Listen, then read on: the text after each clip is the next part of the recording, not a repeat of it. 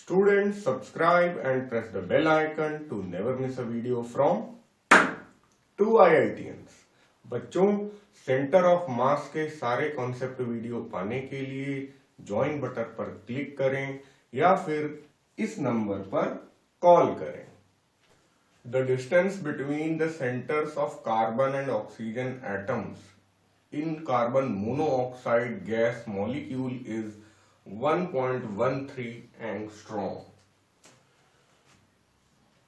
Carbon और उसके बाद क्या है, ऑक्सीजन, ऐसा कुछ हो रहा है,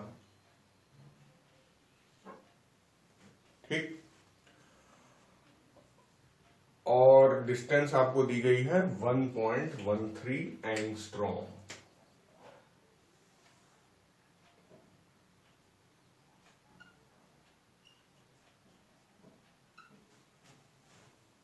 सही है। आपको मालूम ही होगा कि जो डिस्टेंस है वो सेंटर टू सेंटर ली जाती है, और आपको ये भी मालूम है कि मैं केमिस्ट्री में काफी कमजोर हूं, तो इसलिए मैंने ये जो फोटो है विकिपीडिया से चुरा ली है। तो विकिपीडिया कहता है कि 112.8 पिकोमीटर डिस्टेंस है, और हम लोग 1.13 लिख रहे हैं, ये एंगस्ट्रॉम है। एंगस्ट्रॉम से पिकोमीटर जो है वो 10 टू द पावर 2 के ऑर्डर में डिफरेंस है यहाँ पे, है ना। 1 एंगस्ट्रॉम होता है 10 टू द पावर -10 और 1 पिकोमीटर होता है 10 टू द पावर -12। तो एक तरीके से ये जो वैल्यूज हैं आसपास हैं। अगर मैं इसको 130 कर दूं तो ये बिल्कुल मैच हो जाएंगे। तो यानी क्वेश्चन में जो हमें डिस्टेंस दी है वो विकिपीडिया से मैच कर रही है।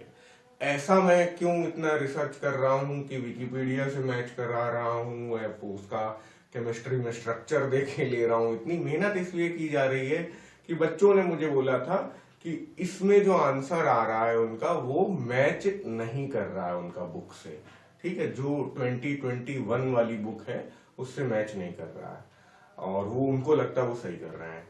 अब मैं करके देख रहा हूं, मेरा क्या आंसर आता है देखते हैं। तो खैर, हम लोग सेंटर टू सेंटर डिस्टेंस लेते हैं। अब मास, अब यहाँ पे क्या लेना पड़ेगा। कुछ बच्चे क्या कर रहे हैं, 6 और 8 मास ले रहे हैं, कुछ बच्चे 12 और 16 मास ले रहे हैं। मैं बोलूंगा कि आप एटॉमिक मास लेते हैं, इतनी तो केमिस्ट्री आती है मुझे क्योंकि वो फिजिक्स से कॉमन है। मास की जब भी बात होगी तो आप एटॉमिक मास लीजिए, यानी एटॉमिक वेट लीजिए। केमिस्ट्री में मास और वेट में ज्यादा डिफरेंस नहीं है। तो मेरा सजेशन ये है कि आप मास यहां पर लीजिए 12 ग्राम, एटॉमिक मास लीजिए या एटॉमिक वेट लीजिए, और यहां पे आप M2 लीजिए 16 ग्राम। हालांकि कोई फर्क नहीं पड़ेगा, आप 6 और 8 भी ले लेंगे तो भी वही आएगा, क्योंकि रेशियो आपने सेम ही रखा। 12:16 भी वही रेशियो है जो 6:8 है, लेकिन फिर भी करेक्ट होने के लिए हमें 12 और 16 ही लेना चाहिए, क्योंकि आगे अगर कोई आइसोटोप वगैरह का सवाल आ गया तो हम लोग गड़बड़ ना हो। Locate the centre of mass of the molecule relative to carbon atom, यानी कार्बन एटम पे आप अपना ओरिजिन बना लीजिए और बाकी काम आगे बढ़िए। तो ये हो गया केमिस्ट्री वाला डायग्राम, ये हो गया हमारे क्वेश्चन वाला डायग्राम। इसी डायग्राम को एक बार फिर से बनाते हैं और कोऑर्डिनेट एक्सिस में चले जाते हैं, ठीक है। मतलब फिजिक्स में ये एक तरीके से प्लैनेट्स की तरह दिख रहे हैं, और दोनों को ही मैंने पॉइंट मास मान लिया। ये रहा C और ये रहा O। तो यानी कि C के कोऑर्डिनेट क्या हो जाएंगे 0,0, और O के कोऑर्डिनेट क्या हो जाएंगे 1.13,0, ठीक है। अब ये एंगस्ट्रॉम में है, 1.13 जो है एंगस्ट्रॉम में है। मैंने क्या कहा, आप ले लीजिए M1 इज इक्वल टू 12 ग्राम और M2 इज इक्वल टू 16 ग्राम, ठीक है। यही चीज यहां पे भी चलेगी। C और O बहुत छोटे छोटे मैंने लिखे हैं ताकि आपको वो पॉइंट मासेस दिखाई दे। अब हम लोग अपने फॉर्मूले में जाते हैं। XCM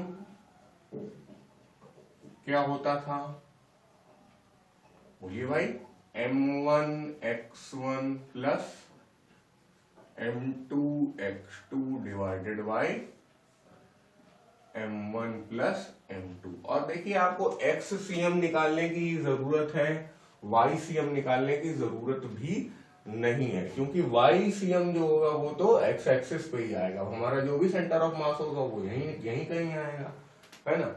तो ये हो गया कितना 12, ये हो गया कितना 16, 12 गुणा 0 प्लस 16 गुणा 1.13, है ना।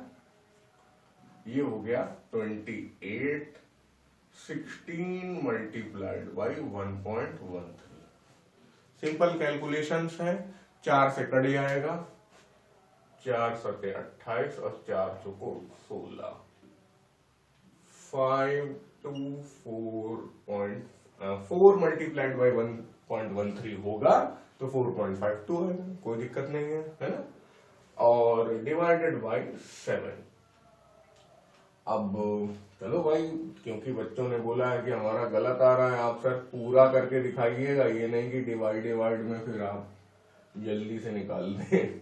ठीक है, तो 7 6 42, 3 32, 7 4 28, 4 40, 7 5 35। अरे पहाड़ा जो है क्वेश्चन से छुपा जा रहा है। ठीक है, और फिर एक बार 50 हो गया तो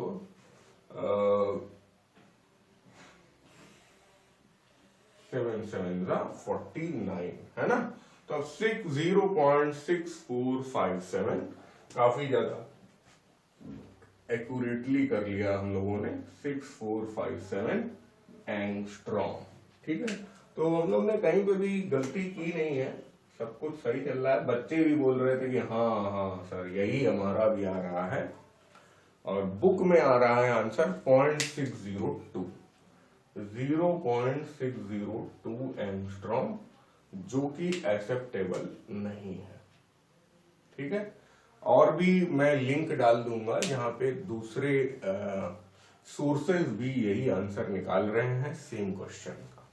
ठीक है, तो आप कमेंट्स में बताइए कि आपका आंसर क्या आ रहा है, और अगर आप ये मानते हैं कि ये सही है तो आप पूरा अच्छे से लड़ाई करिए और देखते हैं, हो सकता है कि मैंने गलत सॉल्व किया हो, बट अभी तक का सही आंसर तो ये है।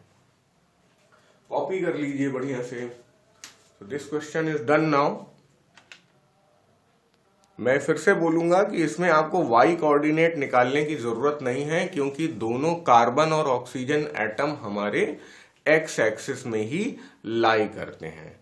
तो आप बिल्कुल भी YCM ना निकालिए। कोई अगर ये पूछे कि if C is the origin then what is the coordinate of the centre of mass, तब कोऑर्डिनेट में आप लिख दीजिएगा क्या 0.6457, आप आराम से, क्योंकि ये यार 2 डिजिट तक है तो आप भी इसको 65 कर सकते हैं आराम से, है ना।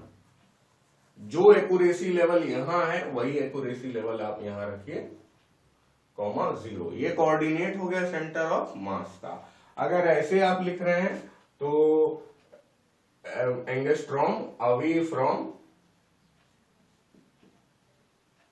कार्बन एटम, ऐसा कर सकते हैं। ठीक है, तो मेरे हिसाब से अभी तो यही